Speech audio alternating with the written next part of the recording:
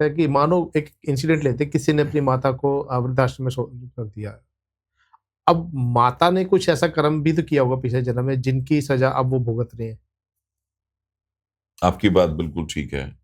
लेकिन बेटा एक और कर्म कर रहा है जो ऐड हो जाएगा। ऐड हो जाएगा। तो मैं वही चीज कर रहा हूँ, ये साइकिल तो कंटिन्यू चल रहा है। ये साइकिल कंटिन्यू चल रहा है।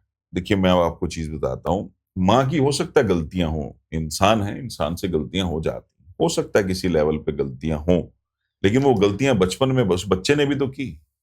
हम्म। तो माँ ने उसको एक्सेप्ट किया क्योंकि वहां माँ का धर्म था, माँ का फर्ज था, क्योंकि उसने उस संतान को जन्म दिया था। हाँ तो बिल्कुल। उनकी गलतियों को वो ममता में बंधी हुई है ना, हाँ। ममता मई माँ जैसे हम बोलते हैं, वो हजारों लाखों गलतियों पे, गुनाहों पे पर्दे डाल देती है। तो यहाँ पे क्या, यहाँ पे उस बेटे का फर्ज बनता है कि उस माँ की सेवा करना, कि अपने अपने जो भाग्य में या अपने कर्म में उस कर्म को ऐड नहीं करना। क्षमा, प्रार्थना, जैसे अब भगवान राम ने ये कर्म तो किया, लेकिन क्यों? मित्रता में किया। उनको पता था मैं गलत कर रहा हूं, लेकिन वहां मित्रता, वहां बाली की भी बहुत बड़ी गलती थी। ठीक है, वहां बाली की भी गलती थी, लेकिन भगवान राम ने उसको एक्सेप्ट भी तो किया। कर्म तो किया गलत, लेकिन उसकी सजा भी ली। तो यहां पे क्या है, अगर कोई माँ ऐसा कर भी रही है, ठीक है, लेकिन उसने आपको जन्म भी तो दिया है, आपको पाला भी तो है, आपको सींचा भी तो है। तो वहां पे आपको भी ये बात समझनी चाहिए कि ये बुजुर्ग हो चुकी है, गलतियां हो सकती हैं, आपसे भी तो हुई। बिल्कुल हो सकती है। ठीक है, तो वहां आप अपना कर्म क्यों ऐड कर रहे हो उसमें? कर्म की परिभाषा एक्चुअली प्रभु बहुत बड़ी है। तो वहां पे क्षमा, देखिए अब बहुत सारी चीजें ये भी तो हमारे शास्त्रों से ही आई ना, हमारे पुराणों से आई, क्षमा, प्रार्थना। ठीक है, इस सृष्टि में परमात्मा ने कुछ भी गलत नहीं बनाया। लोभ, मोह, माया, काम, वासना कुछ भी गलत नहीं बनाया, क्रोध भी गलत नहीं बनाया, लेकिन उन सब चीजों को ना सीमाओं में बांध दिया, कि ऐसा नहीं है कि क्रोध नहीं करना चाहिए। क्रोध हम्म। भगवान राम को भी एक बार आया था समुद्र पे, जब उन्होंने सेतु बनाना है, तो उस समय भगवान राम को भी एक बार क्रोध आ गया था। समुद्र ने कहा क्रोध का समय समय। जहां जरूरी है। काम वासना क्या? संतान उत्पत्ति के लिए बनाई गई। ठीक है, तो बहुत सारी चीजें हैं जो समझने वाली हैं। मतलब उस चीज को सिर्फ एक ही बात ले ली कि अरे काम वासना, काम वासना भगवान ने ही तो बनाई, भगवान ये शरीर का आकार ही ऐसा ना बनाते तो हमारे अंदर काम वासना नहीं होनी थी। तो भगवान ने काम वासना इसलिए नहीं बनाई थी कि हम 24 घंटे सिर्फ इसी काम वासना में डूबे रहे। बिल्कुल। नहीं, संसार का यूं कहें विस्तार करने के लिए, कि संतान उत्पन्न होगी, है ना। तो यूं कहें कि हाँ, वो जो भी एक सिस्टम चलता आ रहा है, तो उसको एक समझने की जरूरत होती है। ऐसा नहीं है कि भाई हाँ, उन्होंने एक चीज बना दी तो हम एक 24 घंटे काम वासनाओं में डूबे रहो।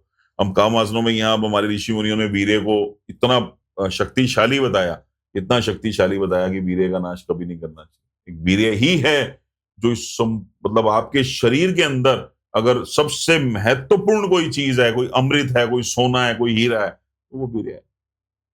वो क्यों? वो इसलिए बताएगा, इसका नाश नहीं करना चाहिए। यही है जो हमारी ऊर्जा को ऊपर उठाता है, यही है जो हमें परमात्मा से मिलाता है।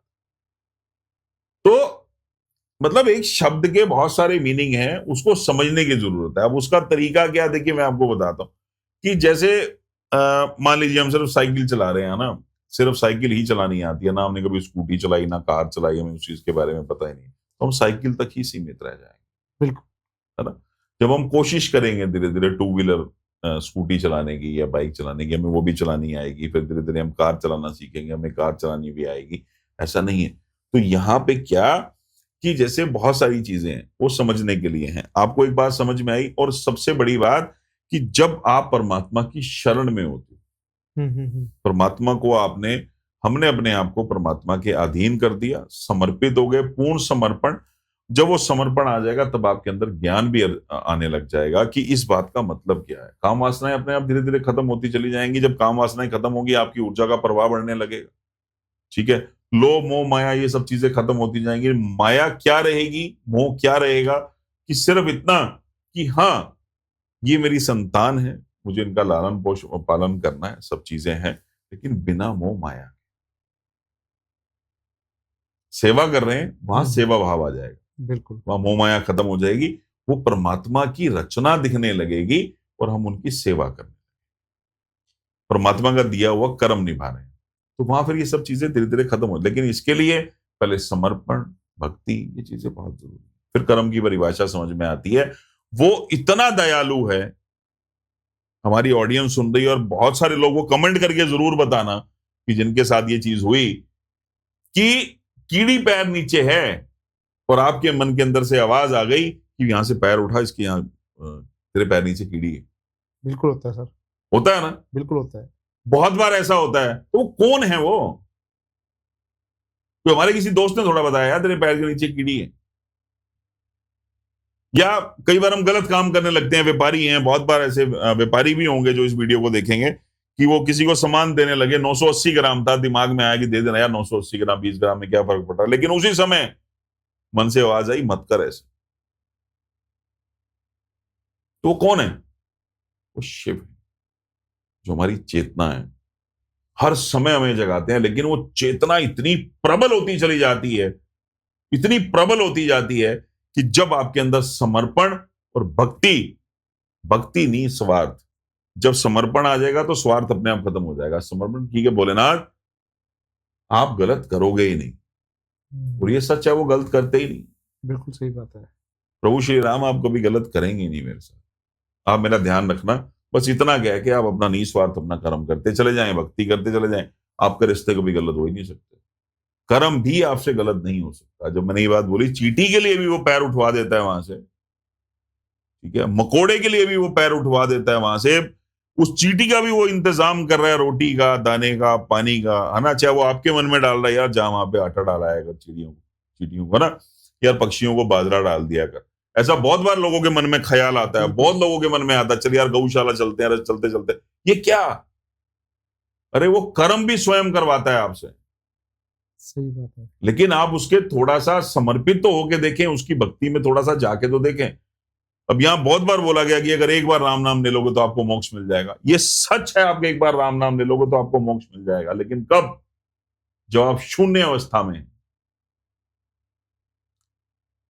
यानी कि जब आप सही में, सही मायने में दिल से, मतलब दिल से, या यूं कहा जाए, जब आपके अंदर काम, मोह, माया, लोभ, मतलब सब चीजें खत्म हो गई, काम वासनाएं सब खत्म हो गई, जहां आपको सिर्फ राम चाहिए, सिर्फ राम चाहिए, सिर्फ राम चाहिए। और शायद मैं ये भी कहना चाहूंगा, जो हमारे शास्त्रों में है, हमारे पुराणों में है, जहां आपको राम भी नहीं चाहिए।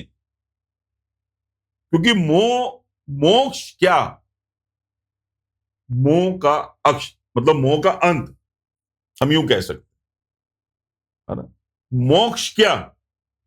जहां सारे मोह खत्म हो गए, है ना, हर चीज से मोह खत्म हो गया, वो मोक्ष है। सही बात है। जब माया से आपको सब चीजों, आप हट गए पीछे, तो वो मोक्ष है। ये नहीं है कि भगवान शिव से मिल जाना मोक्ष है, ऐसा नहीं। अगर आपके अंदर परमात्मा को लेके भी मोह है ना, कि राम मेरे हैं, तब भी मोक्ष नहीं मिलता। कि जहां आपने उनका भी त्याग कर दिया, मुझे कुछ नहीं चाहिए इस दुनिया, हे सर्वशक्तिमान परमात्मा, बस तू ही, ठीक है। और बिल्कुल शून्य हो गए जब आप, पूर्ण रूप से शून्य हो गए, जहां आपको किसी चीज से कोई मतलब नहीं है ना, वो है शून्य अवस्था। और आप बिल्कुल ध्यान में हैं, हर समय ध्यान में, हर समय अपनी मस्ती में, शून्य अवस्था में। आप एक बार नाम नाम ले लेंगे, मोक्ष मिल जाएगा आपको, ऐसा नहीं है। लेकिन यहां अब उस चीज को फिर गलत परिभाषा में लोगों ने ले ली। अरे यार, एक बार राम नाम लेने से मोक्ष मिलता है? भाई मैं तो रोज 2-4 माला करता हूँ। अरे भाई, जब 4 माला करते हैं, ध्यान फोन में होता है, माला इधर चल रही होती है ना। नमः शिवाय, नमः शिवाय, फोन आ गया, हाँ भाई, हाँ अभी 5 मिनट में आ रहा हूँ, तो ये क्या है?